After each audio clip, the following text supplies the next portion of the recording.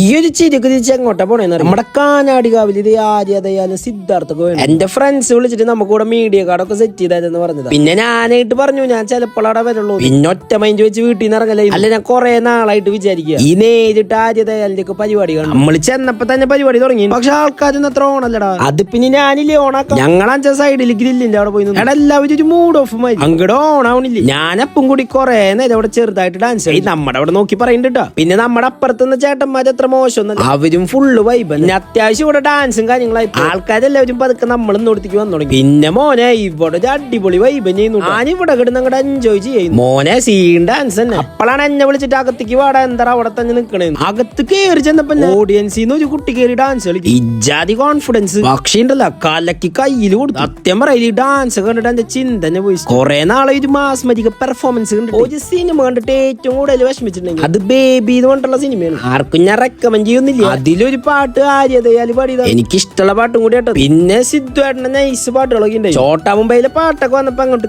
അങ്ങനെ പരിപാടിയൊക്കെ കഴിഞ്ഞ് പോവാൻ നിക്കണത്. ഇവിടെ ഒരു ഗ്യാങ്ങിന്റെ വക പാട്ടുണ്ടായി. പിന്നെ എങ്ങനെ വെറും കൈയോടെ പോവാ. വണ്ടി പാർക്ക് ചെയ്തതിന്റെ തൊട്ടപ്പുറത്താണ് ഇവന് ഇതൊക്കെ വെക്കണം. പിന്നെ ഒന്നും നോക്കിയില്ലേ രണ്ടും കൽപ്പിച്ച് അങ്ങോട്ട് മേടിച്ച് കഴിച്ചു. ബാക്കി ഇനി കണ്ടറിയാട്ടോ. അപ്പൊ ബൈ ഫ്രം ഞാൻ തന്നെ.